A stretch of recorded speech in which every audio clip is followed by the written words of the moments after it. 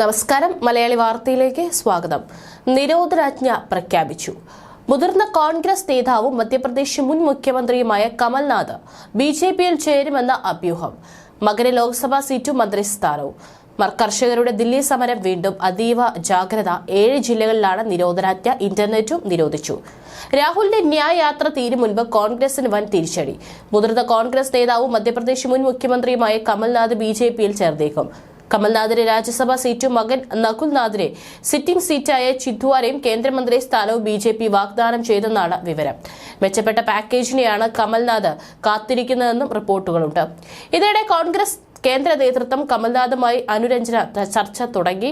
ചൊവ്വാഴ്ച MLA-മാർക്കായി നൽകുന്ന വിരുന്നിൽ കമൽനാഥ് തീരുമാനം പ്രഖ്യാപിച്ചേക്കും. ഏപ്രിൽ 2-ന് രാജ്യസഭയിൽ ഒഴിവ് വരുന്ന 4 സീറ്റിൽ 1 തനിക്ക് നൽകണമെന്ന് കമൽനാഥ് വെള്ളിയാഴ്ച സോണിയാഗാന്ധിയെ കണ്ട് ആവശ്യപ്പെട്ടിരുന്നു. എന്നാൽ നിയമസഭാ തെരഞ്ഞെടുപ്പിലേറ്റ തോൽവിയിൽ കമൽനാഥിന് പങ്കുണ്ടെന്നാണ് രാഹുൽ ഗാന്ധിയുടെ നിലപാട്. അദ്ദേഹത്തിന് സീറ്റ് നൽകാനും രാഹുലിന് താൽപര്യമില്ല. വ്യാഴാഴ്ച കമൽനാഥ് മധ്യപ്രദേശ് മുഖ്യമന്ത്രി മോഹൻ യാദവുമായി നിയമസഭാ മന്ദിരത്തിൽ കൂടിക്കാഴ്ച നടത്തിയിരുന്നു. വൈകിട്ടോടെ ചിന്ദ്വാര കളക്ടർ മനോജ് പുഷ്പിനെ സ്ഥലം മാറ്റി. കളക്ടറെ സ്ഥലം മാറ്റിയപ്പോൾ തന്നെ 78-കാരനായ കമൽനാഥിനെ ബിജെപി നോട്ടമിടുന്നുണ്ടെന്ന വാർത്ത പ്രചരിച്ചിരുന്നു. കമൽനാഥ് സോണിയയെ കണ്ട ദിവസം മധ്യപ്രദേശ് മുൻ മുഖ്യമന്ത്രിയും ബിജെപി നേതാവുമായ ശിവരാജ് സിംഗ് ചൌഹാൻ പ്രധാനമന്ത്രി നരേന്ദ്രമോദിയെയും കണ്ടു. കഴിഞ്ഞ ലോക്സഭാ തെരഞ്ഞെടുപ്പിൽ കോൺഗ്രസിന് മധ്യപ്രദേശിൽ കമൽനാഥിന്റെ തട്ടകമായ ചിന്ദ്വാര മാത്രമാണ് കിട്ടിയത്. കമൽനാഥിന്റെ മകൻ നകുൽനാഥാണ് ജയിച്ചത്. കമൽനാഥ് ബിജെപിയിലേക്കില്ലെങ്കിൽ ഇത്തവണ ശിവരാജ് സിംഗ് ചൌഹാൻ ഇവിടെ മത്സരിച്ചേക്കും. കമൽനാഥിന്റെ അടുത്ത സഹചാരിയും രാജ്യസഭാ MP-യുമായ വിവേക് ടങ്കയും ബിജെപിയിൽ ചേരുമെന്ന് റിപ്പോർട്ടുണ്ട്. അതിനിടെ കേന്ദ്രത്തിൽ ശക്തമായ പ്രഹരവുമായി ഡൽഹി മാർച്ച്. കർഷകരുടെ ദില്ലി മാർച്ചിനെ നേരിടാൻ ഹരിയാന ദില്ലി അതിർത്തികളിൽ കടുത്ത നിയന്ത്രണം ഏർപ്പെടുത്തി.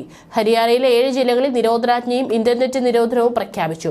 കർഷകർ ദില്ലിയിലേക്ക് കടക്കുന്നത് തടയാൻ അതിർത്തികൾ അടച്ചു. താങ്ങുവിൽ ഉൾപ്പെടെയുള്ള ആവശ്യങ്ങൾ മുൻനിർത്തി 200ഓളം കർഷക സംഘടനകളാണ് ചൊവ്വാഴ്ച സമരം പ്രഖ്യാപിച്ചിരിക്കുന്നത്.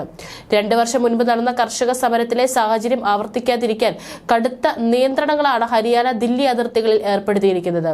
പഞ്ചാബിൽ നിന്ന് ഹരിയാനയിലേക്ക് കർഷകർ കടക്കാതിരിക്കാൻ അതിർത്തികൾ പോലീസ് ബാരിക്കേഡും കോൺക്രീറ്റ് ബ്ലോക്കുകളും അടച്ചു.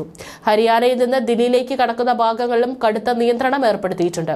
13-നാണ് സമരം പ്രഖ്യാപിച്ചിരിക്കുന്നതെങ്കിലും നാളെ തന്നെ പഞ്ചാബിൽ നിന്ന് കർഷകർ ട്രാക്ടർ മാർച്ച് തുടങ്ങിയേക്കും. 20,000-ഓളം കർഷകർ 2,000 ട്രാക്ടറുകളിലായി ദില്ലിയിലേക്ക് വരുമെന്നാണ് ഇന്റലിജൻസ് റിപ്പോർട്ട്. പഞ്ചാബ്, ഹരിയാന, രാജസ്ഥാൻ, ഉത്തർപ്രദേശ്, കർണാടക സംസ്ഥാനങ്ങളിലെ കർഷകർ സമരത്തിൽ പങ്കെടുക്കുന്നുണ്ട്. സംയുക്ത കിസാൻ മോർച്ച, രാഷ്ട്രീയേതര വിഭാഗം ഉൾപ്പെടെയുള്ള 200ഓളം കർഷക സംഘടനകളാണ് മാർച്ചിൽ ആഹ്വാനം ചെയ്തിരിക്കുന്നത്.